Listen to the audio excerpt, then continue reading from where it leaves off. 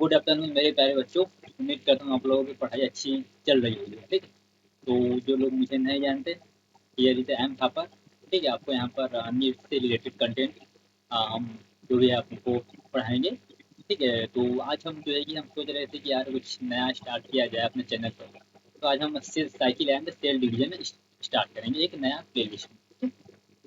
हफ्ते में एक इसका होगा। ठीक है, मतलब सप्ताह में एक लेक्चर हम इसका प्रोवाइड कराएंगे। क्योंकि हुआ यूँ कि कोचिंग में मैं पढ़ाने जाता हूँ, तो वहाँ पर मुझे 11th में या सप्ताह में एक दिन पढ़ाने को होता है। तो मैं वहाँ पर से साइकिल और सेल डिवीजन स्टार्ट किया है।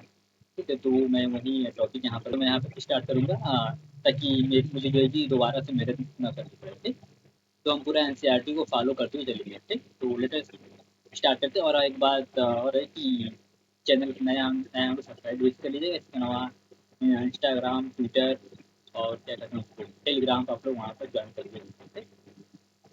तो स्टार्ट करते हैं कुछ नए ऊर्जा के साथ। कक्षा 9-10 को पढ़ाने में मज़ा ही कुछ और होता है। मतलब एनर्जी होती है नोट पर। कक्षा 11 में जाते हैं तो कुछ मज़ा नहीं आता है पढ़ाने में। गाँव वाले साथ तो खिंचाई वगैरह करते रहते हैं, उसमें मज़ा आता रहता है। चलिए स्टार्ट करते हैं अपना जो नेक्स्ट टॉपिक होता है, सेल साइकिल एंड सेल।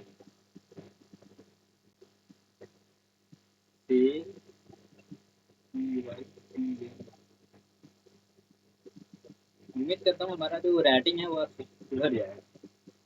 कोशिश जरूर कर रहे हैं।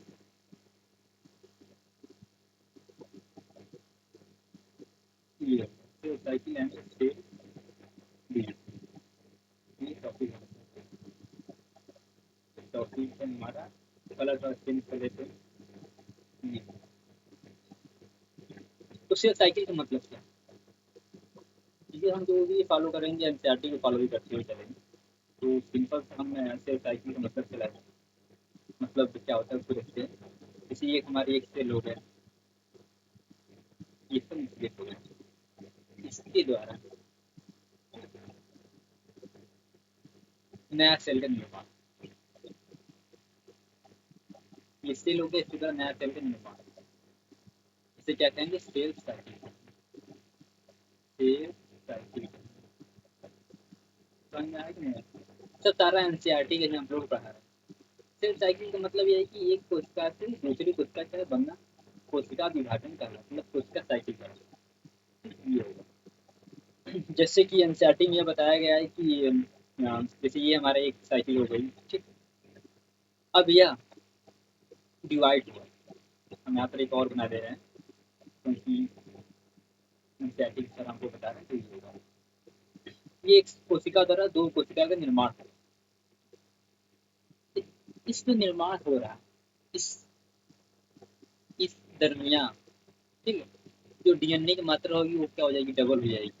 बट डीएनए अब दो कोशिकाएं बन रही है, तो उसके पास भी उतना डीएनए, इसके पास भी उतना डीएनए। इसका मतलब जिनसे ये बन रही है उसके पास डीएनए की मात्रा क्या हो जाएगी? डबल हो जाएगी। सेल ऑर्गेनेल्स जो है डबल हो जाएंगे। इसके अलावा जो न्यूक्लियस रहेगा वो भी क्या जाएगा? वो भी डिवाइड होकर दो। भाई यहाँ पर हम देख रहे हैं सिंपल सिंपल हमको दो कोशिकाएं दिख रही है। कहने का मतलब ये है कि एक कोशिका में जितने भी ऑर्गेन्स रहेंगे, अमाउंट ऑफ डीएनए रहेगा, वो सारा क्या हो जाएगा? डबल हो जाएगा। ठीक है, ये इसे कहते हैं सेल साइकिल। सेल साइकिल द्वारा एक सेल से दो हमारा उत्तरी, जिसे हम डॉटर सेल कहते हैं, मदर सेल द्वारा दो डॉटर सेल का निर्माण होता है। इसको क्या कहते हैं? सेल साइकिल बोलते हैं।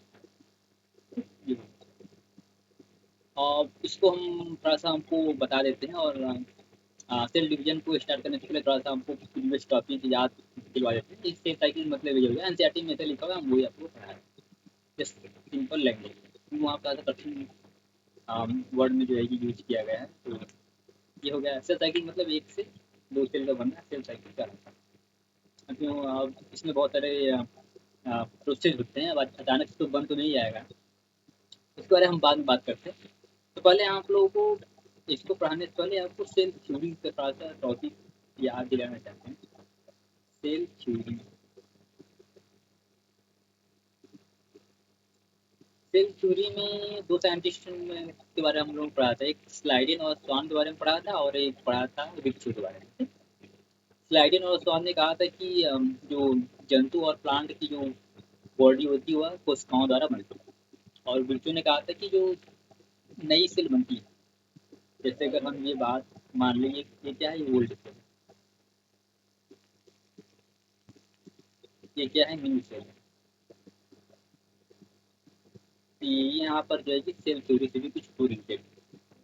ये जो नया सेल बना हुआ है, यह पूर्व उपस्थित सेल द्वारा बना हुआ है। ये देख रहे हैं ओल्ड सेल, इसी द्वारा नया सेल का निर्माण हुआ। ये किसमें बताया गया था, सेल थ्योरी के द्वारा। तो उसी का थोड़ा बहुत यहाँ पे यूज हो रहा है कि एक कोशिका पूर्व पहले से उपस्थित, उसी द्वारा दो नई कोशिकाओं का निर्माण। ये सेल थ्योरी में बहुत पहले ही हो रहा है। ये हमारा सेल, तो वही हम यहाँ पर पढ़ेंगे, cell division and cell cycle. Cell कैसे डिवाइड करता है और किस तरह वो चलता है, उसी के बारे में। तो सेल साइकिल समझ में आ गया कि एक सेल से दो पुत्री कोशिकाओं का निर्माण, मतलब दो डॉटर सेल का निर्माण क्या कहलाता है, सेल साइकिल कहलाता है। ठीक है, और आइए देखते हैं सेल डिवीजन क्या।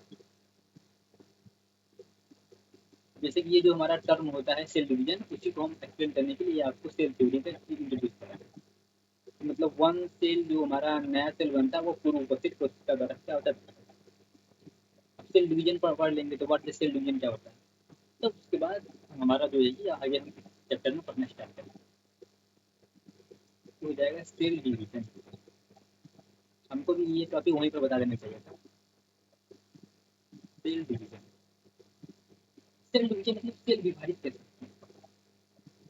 जैसे कि एक कोशिका, ये हम मान ले रहे हैं, ये हमारा एक कोशिका है, वन सेल, इसके द्वारा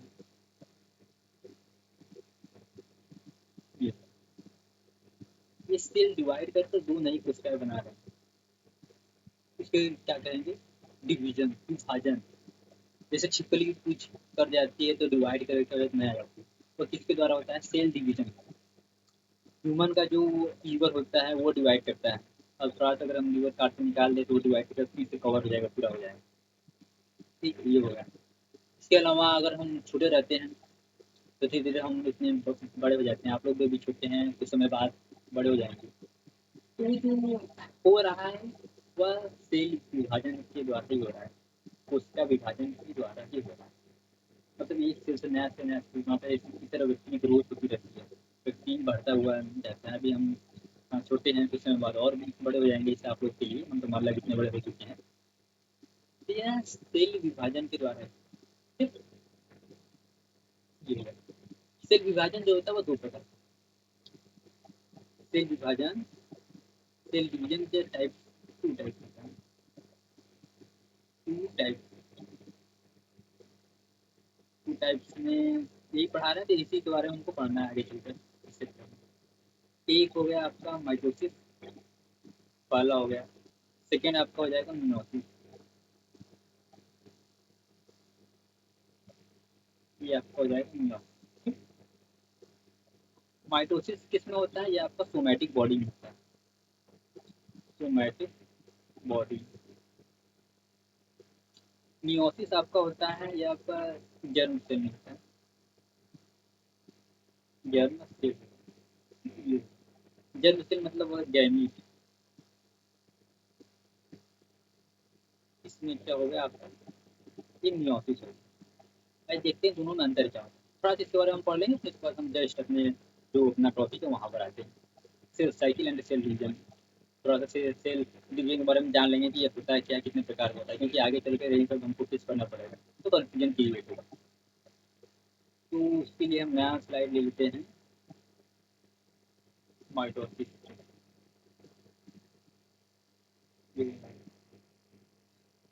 तो माइटोसिस मतलब होता है, अगर हम फ्यूजन ले रहे हैं, एक कोशिका है, सेल है,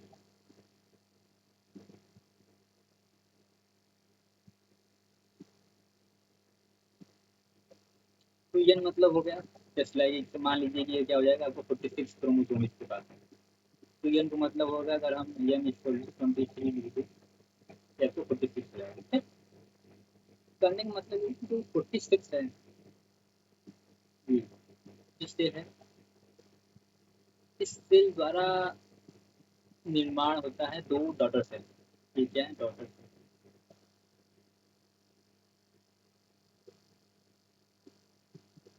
ठीक?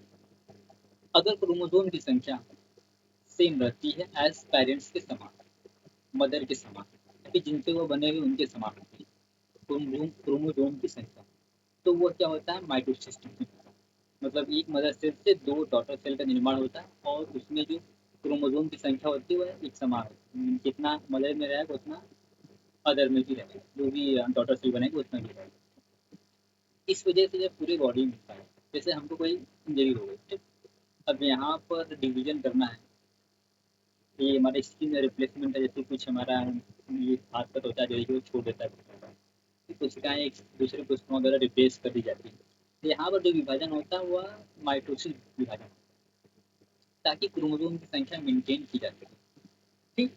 ओवरऑल केवल हम रिप्रोडक्शन को छोड़ दिया जाए तो जहाँ पर भी विभाजन होगा सारे जगहों पर माइटोसिस विभाजन होगा, जो भी मेंटेन आता है क्रोमोसोम नंबर। ठीक। ये होगा, चाहे हमारा ग्रोथ हो रहा है, चाहे हमारे बाल बढ़ रहे हों, चाहे जो भी हो रहा है, केवल एक्सेप्ट हम रिप्रोडक्शन को छोड़िए तो वहाँ पर हमारा मियोसिस।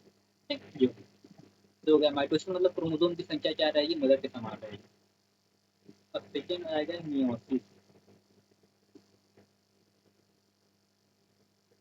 मियोसिस में एक सेल द्वारा ये हमारा एक सेल बना दे रहे हैं, इसको किस लिख रहे हैं,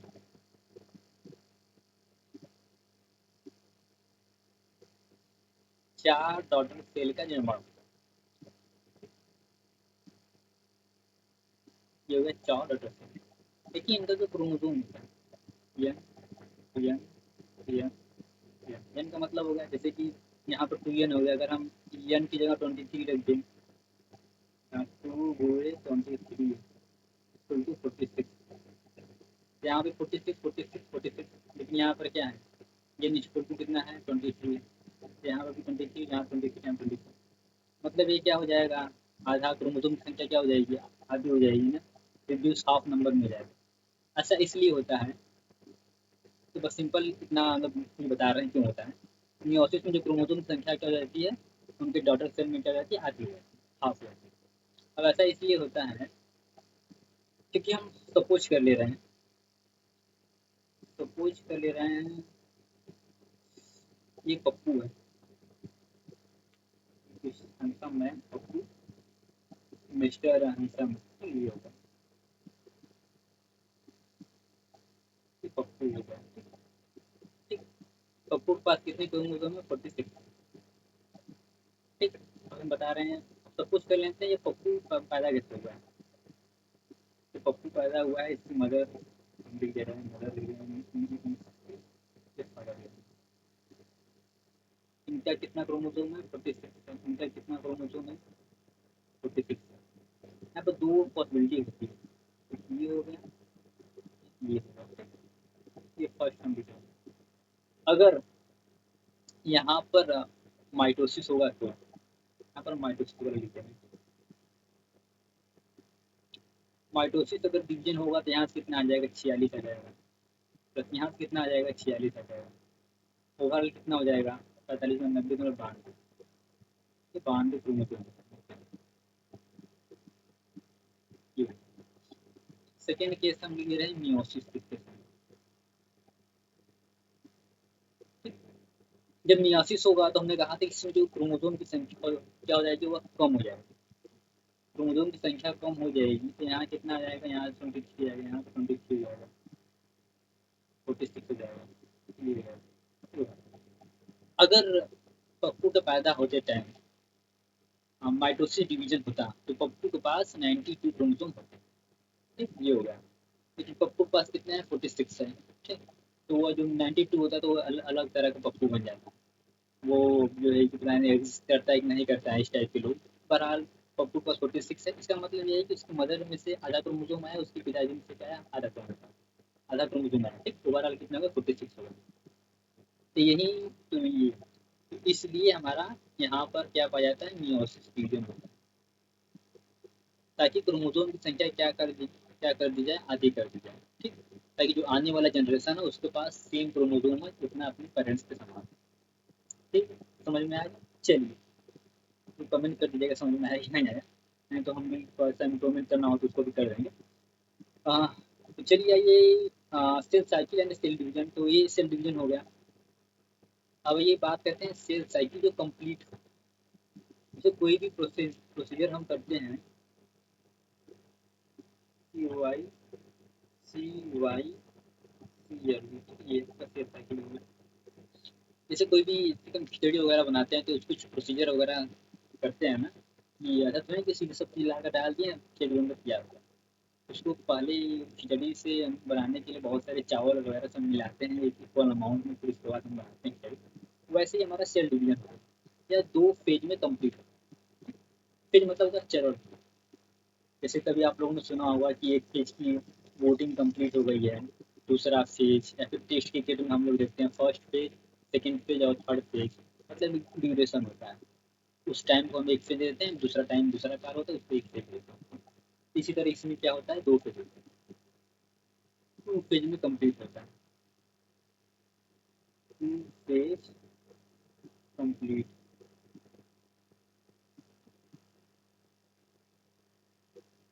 पहला जो होता है आपका माइटोसिस होता है, माइटोसिस, या फिर इसको यम फेज बोलते हैं, यम फेज ये है। इसमें जो है कि दो भाग होते हैं। अब वो क्या होंगे आगे हम सारा बताएंगे, बस इतना जान लीजिए। एक होता है कैरियो काइनेसिस, फिर इसके अंदर भी कई सारे भाग होंगे तो उसके हम बाद में पढ़ाएंगे। और एक दूसरा क्या हो जाएगा, साइटोकाइनेसिस।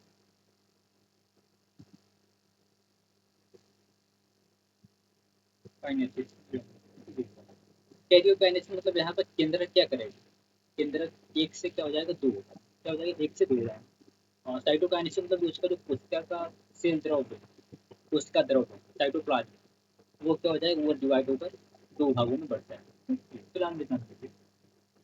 और आगे हम लोग चलते हैं कि सेकेंड आपका हो जाएगा इंटरफेज,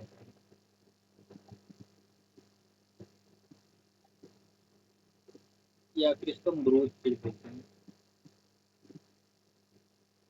ग्रोथ, या फर्दर ये भी तीन भागों में कंप्लीट होता है। जीवन हो गया, यश हो गया, और जी टू, ये तीन भागों में कंप्लीट होता है। जैसे इंटर फेज को हम ग्रोथ फेज बोलते हैं, इसको साइलेंट फेज भी आप कह सकते हैं, क्योंकि इसके जब ये फेज होता है तो हमारी कोशिकाएं में कोई विभाजन नहीं है। आप ऊपर से देखेंगे आपको सब सेम दिखाई देगा, सब सेम रहेगा। अंदर अंदर क्या होता है, चेंज होता है। डीएनए की मात्रा डबल हो जाएगी, राइबोसोम जो है कि आपका सिंथेसिस होगा, अमीनो एसिड सिंथेसिस होगा, सेल ऑर्गेनेल्स जो होते हैं वे जो है कि नए नए बनेंगे।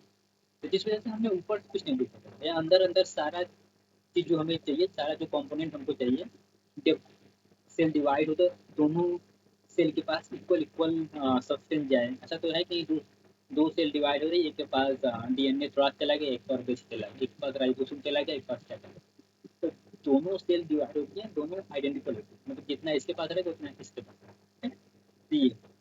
तो इसको करने के लिए पहले सेल क्या होती है, पहले प्रिपेयर होती है डिवाइड होने के लिए। तो जो भी आवश्यक मटेरियल वगैरह होती है वो अपने अंदर सिंथेसाइज करती है, फिर इसके बाद क्या होती है, डिवाइड होती है।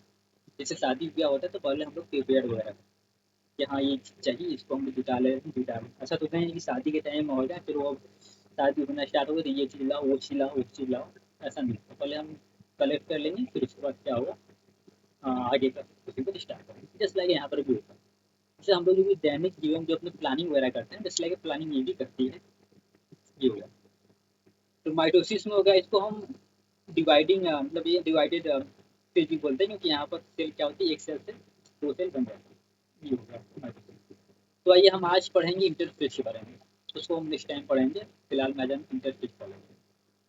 सर एनसीईआरटी में आपको एक बार दिखा देंगे बुक 120-22 की पेज नंबर पर आपको सब लिखा हुआ है। चलिए स्टार्ट करते हैं। जीवन, इंटरफेज हेडिंग डाल दे रहे हैं, इंटरफेज, इसमें पहला जीवन, और इसको हम ग्रोथ फेज बोलते हैं, गैप अवस्था बोलते हैं। तो इंटरफेज होता है उसको हम रेस्टिंग फेज भी बोलते हैं, कि हाँ ये हम जो डिवाइडिंग अवस्था है उसके पहले क्या है, कोशिका रेस्ट कर रही है, पर पीरियड का डिवाइड, ठीक है। तो आपको जो एनसीईआरटी में बुक रहेगा कि जो जो ये हम तो मैंने स्टार्टिंग में देखा गया है कि सक्सेसिव यम के पहले जो हमारी अवस्थाएं आती है उसको हम गैप अवस्था बोलते हैं, या फिर रेस्टिंग फेज बोलते हैं, या फिर इंटर फेज बोलते हैं। चलिए तो जीवन के बारे में पढ़ते हैं। जीवन हमारा जो होता है इसमें अमीनो एसिड क्या होता है, सिंथेसिस होता है। आरएनए, तीनों प्रकार के आरएनए, अदर इम्पोर्टेंट सब्सटेंस, मतलब जो हाँ जैसे इसके पहले वाला हम लिख दे रहे हैं तो यस। तो जीवन जो होता है कि वो प्रिपेयर कर रहे हैं, इसलिए प्रिपेयर कर रही है तो यस अवस्था में डीएनए का रिप्लिकेशन, इसलिए इसको सिंथेसिस भी बोलते हैं, डीएनए रिप्लिकेशन।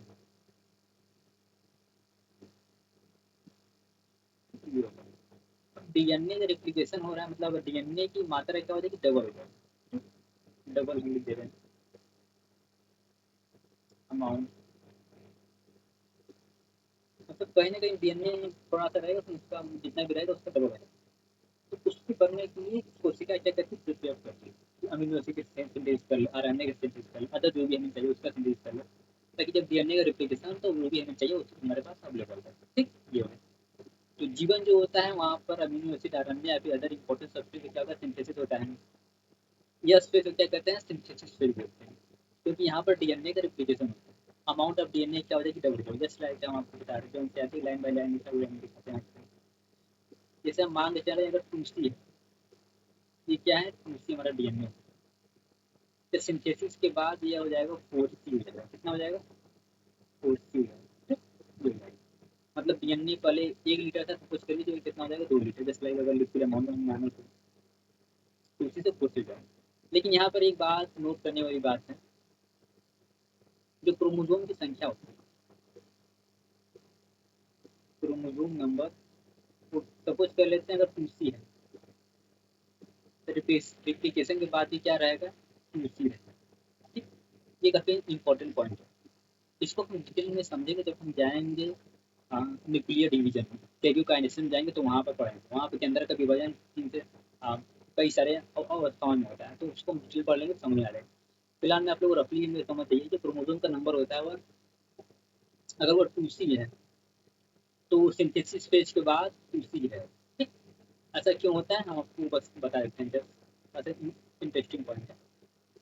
ये हम लिख रहे हैं क्रोमोसोम का संख्या है, क्रोमोसोम, अगर ये 2C है इसके बाद क्या रहेगा, 2C रहेगा। जैसे ये हम क्रोमोसोम बनाते रहे, ये हमारा क्या है, क्रोमोसोम, हमारा क्रोमोसोम, ये जो होता है इसको हम क्रोमेटिड बोलते हैं, क्या बोलते हैं, क्रोमेटिड,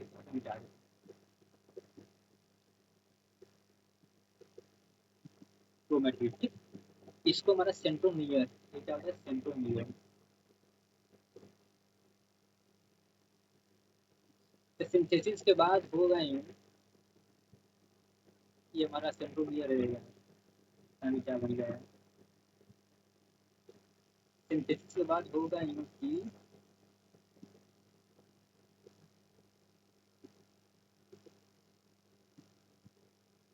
ये हमारा क्या है, सेंट्रोमियर है, ये क्या है हमारा, क्रोमेटिड हो जाएगा। ये भी हमारा क्या रहा है, क्रोमेटिड है।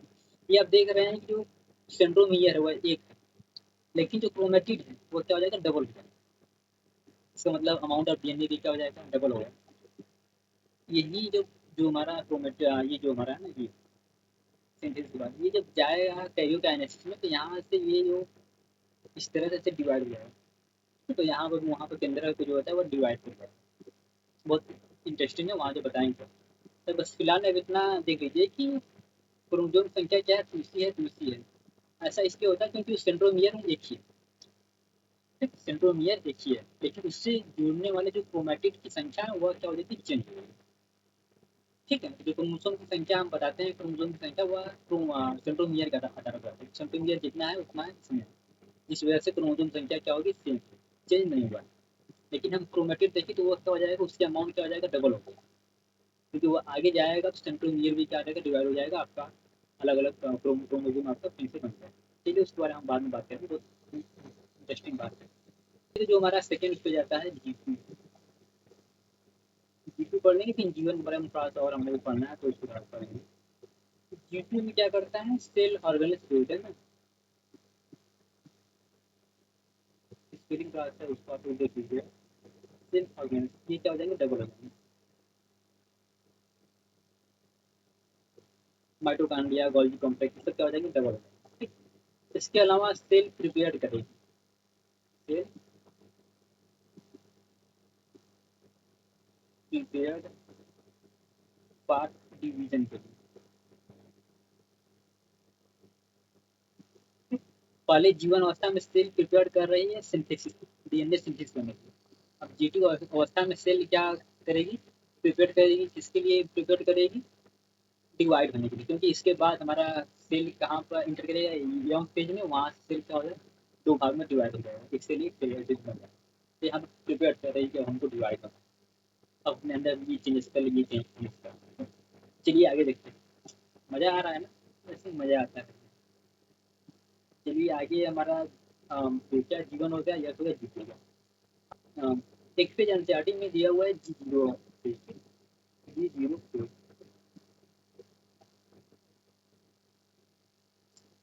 G0 पेज का मतलब है इनएक्टिव पेज। G0 का मतलब है क्विसेंट स्टेज है। उसका जो क्विसेंट का मीनिंग होता है वो इनएक्टिव हो गया, या फिर विश्रामा अवस्था भी आप कर सकते हैं। तो G0 मतलब बेस से, डोज से, ध्यान सुन लीजिएगा, which not go undergoing, which not undergo division, वो इंटर इंटू G0 से। वे सेल जो जीवन के बाद डिवाइडिंग अवस्था में नहीं जाएगी, मतलब डिवाइड होने के लिए नहीं जाएंगे, वो G0 फेज में इंटर कर जाते हैं, उनका आगे कोई भी डिवीजन नहीं, लेकिन वो एक्टिव रहेंगे, वो जीवित रहेंगे। ये ये G0 फेज एंटार्क्टिक में दिया हुआ था ये। ये आपका G0 फेज हो जाएगा, ठीक होगा। ओवरऑल हमको लगता है कि सारा हमारा खत्म हो गया है। अब हम नेक्स्ट जो पढ़ाएंगे तो आपको बताएंगे एमसीएच के बारे में, कि G0 फेज जाएंगे, कुछ पॉइंट जो भी बचे हुए हैं तो वो चलिए हम एनसीईआरटी में देख लेते हैं उसको। इसीलिए ना सेल सेल साइकिल आप देख रहे हैं, कलर और दूसरा हम ले लेते हैं। Very important process are living organism. ये देखिए डीएनए का रिप्लिकेशन लिखा हुआ है, सेल ग्रोथ कर रही है, सेल डिवीजन हो जाएगा, डीएनए रिप्लिकेशन हो जाएगा, cell growth and take place in coordinate to ensure the correct division and formation of progenic cell maintaining intact genomic division. कहने का मतलब ये है कि इसका जो भी हमारा प्रोजेनी मतलब जो भी डॉटर सेल बनेगा, वो नंबर ऑफ क्रोमोसोम उसमें क्या होना चाहिए, सेम होना चाहिए। ठीक, नहीं तो कुछ गड़बड़ सा हो जाएगा। The sequence, the sequence of event, event मतलब जो घटना होगी by which cell duplication, cell duplication और एक सेल से नई सेल से बनना, duplication, which is genome synthesis of the other constituent of the cell and the eventually divided into two daughter cell is termed as cell cycle।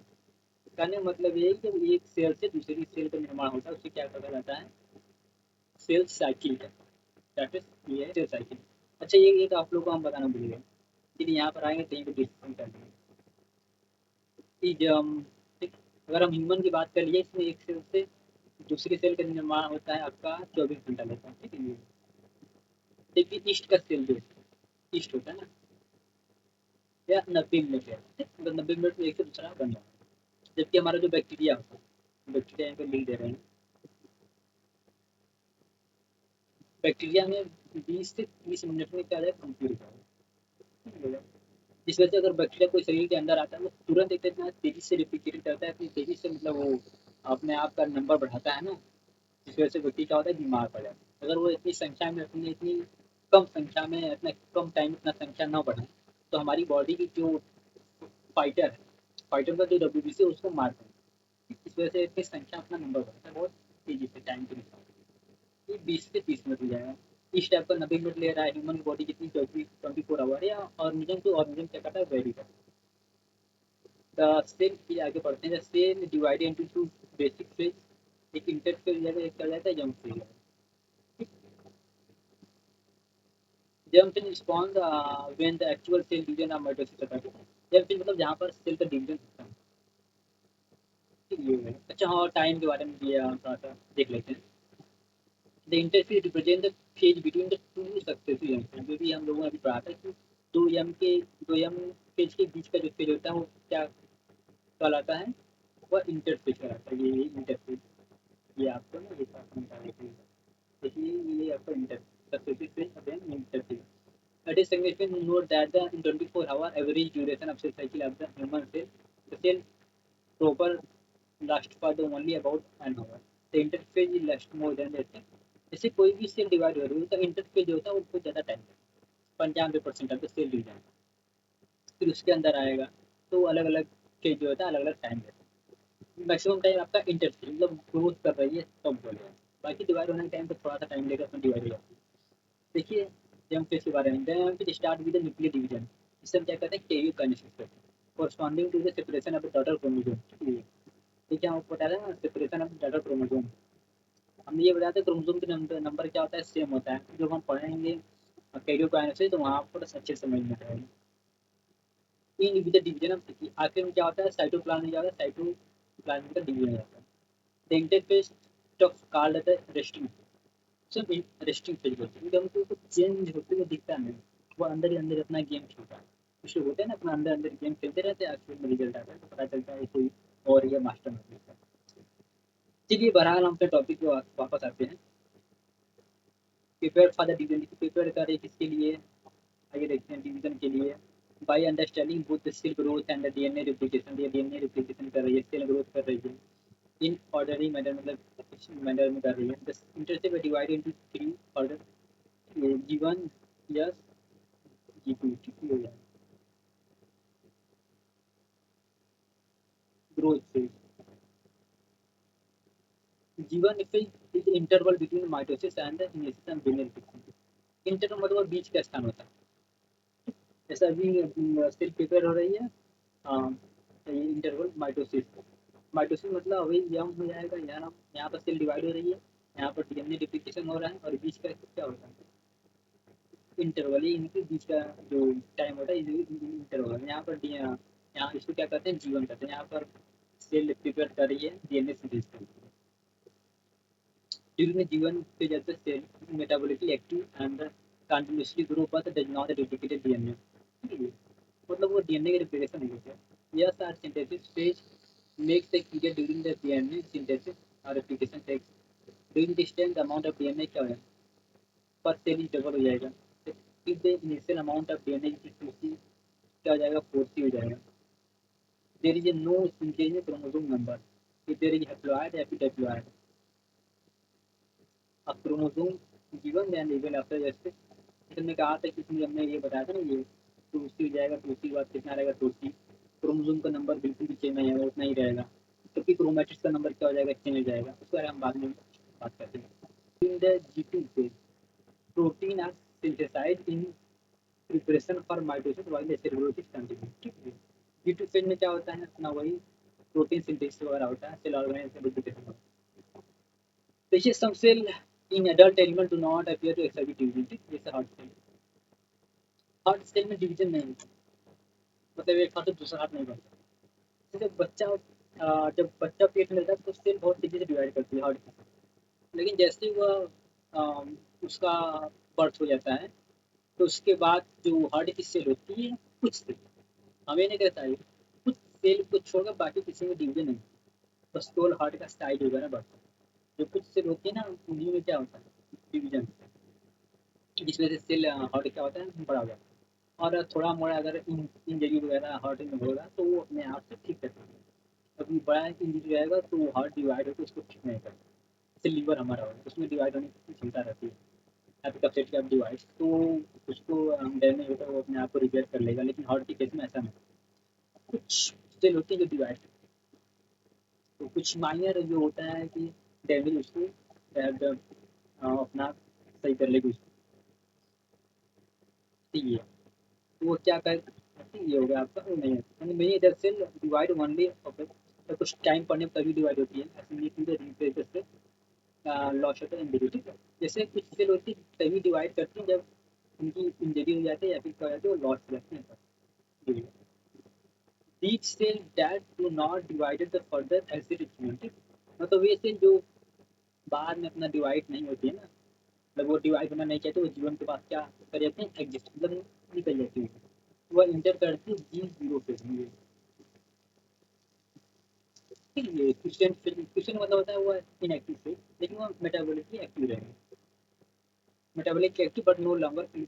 ये सब ये animal cell में mitosis division only scheme in diploid somatic cell. ठीक है, जैसा हम आप लोगों को पढ़ाया था, मतलब अभी पढ़ाया है ना कि जो हमारा माइटोसिस जो समसूत्री के बारे में था, वह सोमैटिक बॉडी में ही पाया जाता है, अदर नहीं पाया। सोमैटिक बॉडी मतलब जिनके पास क्रोमोसोम संख्या क्या होती है, तुम नहीं पाया, ताकि क्रोमोसोम संख्या क्या कर सके, क्या कर जाए, मेंटेन कर जाए। ठीक है, एनिमल की बात हो रही है। जबकि हम देखते हैं कुछ एक्सेप्शन है, तो आप जरूर से याद कर लीजिएगा। Haploid cell divided to mitosis, इसमें होता है कि आप देख रहे हैं ना, फॉर एग्जांपल मेल हनी भी, मेल हनी भी हम ड्रोन बोलते हैं, इसको हम ड्रोन बोलते हैं। अब इसका कहानी आप लोगों को क्या ही बताया, जो ड्रोन होता है ना, इसके पास क्रोमोसोम संख्या होती है या, ठीक, इस वजह से, इस वजह से इसमें क्या होता है, माइटोसिस, माइटोसिस के बीच में यार एकदम एकदम लाचार होता है, तो उसको ड्रोन जो होता है मेल हनी भी होता है, उसको लाइफ में जान काफी आश्चर्य हुआ है कि इसके पास नहीं डंक मारने के लिए वो होता है, कुछ इसके पास थोड़ा बहुत होता है और पंख भी होता है। जब यह रिप्रोडक्शन साइकिल कंप्लीट हो जाता है मधुमक्खियों के में, तो ड्रोन को मारकर भगा दिया जाता है कि चलिए आपका काम हो गया, आप निकलिए यहाँ। तो ड्रोन जो होता है वो मर जाता है बहुत बुरी तरीके से, बुरी तरीके से, क्योंकि जो उसके पास जो टंक होता है उससे वह फूल जो होता है फूल का रस चूस नहीं सकता, उसकी इतना मतलब सब नहीं कर सकता, इतना कैपेसिटी नहीं होती है। तो जैसे ही काम होता है उसको भगा दिया जाता है, उसके पास क्रोमोसोम संख्या क्या होती है ये जानते हैं। बार उसकी कहानी फिर कभी देखेंगे। ये हो गया एनिमल केस में कुछ एक्सेप्शन है, तो आपको पूछ सकता है कि हम एग्जाम वगैरह में, नीट वगैरह में ईमेल हमें बहुत है, जबकि हम प्लान के केस में देखते हैं can so somatic mitosis division in the both. Plan के केस में यहाँ उल्टा होता है, यहाँ हैप्लॉइड में भी एंड डिप्लॉइड दोनों में क्या होता है कि जो माइटोटिक डिवीजन होता है देखने को मिलता है। ठीक है, बाकी हम बाद में आपका स्टडी करेंगे। तो, तो ये था आज का जो है कि लेक्चर, काफ़ी हो सकता है बड़ा लेक्चर हो गया होगा, लेकिन हमने अपनी तरफ से कोशिश की है कि अच्छे से समझाने के लिए पूरा प्रॉपर एनसीईआरटी के थ्रू। उम्मीद करते हैं आप लोगों को समझ में आया होगा। ठीक है, समझ में आया होगा तो वीडियो को लाइक कर दीजिएगा और शेयर भी कर सकते हैं तो कर ही दीजिएगा। ठीक है, तो मिलते हैं नेक्स्ट वाले वीडियो, तब तक के लिए बाय बाय। हाँ, और जो सेल का जो प्लेलिस्ट बनाया था वो कंटिन्यू होता रहेगा, ये हफ्ते हफ्ते में एक आध बार इस टाइप का लेक्चर आता है।